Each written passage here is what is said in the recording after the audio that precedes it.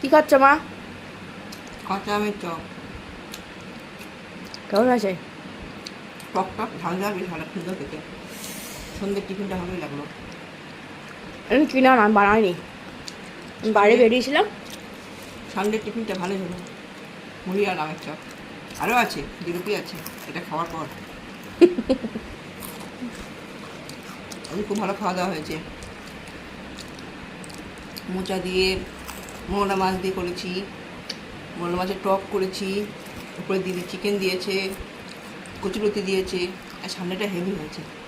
খাওয়া দাওয়া। আজকে সন্ধ্যাবেলা বেরোনোর কথা ছিল, বেরোতে পারলাম না, বৃষ্টি পড়ছে আমাদের এখানে বলবো করে।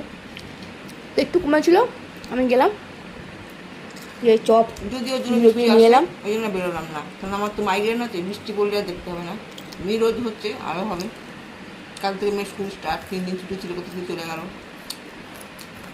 মেয়েও এখন ব্যস্ত এক্সিবিশন নিয়ে।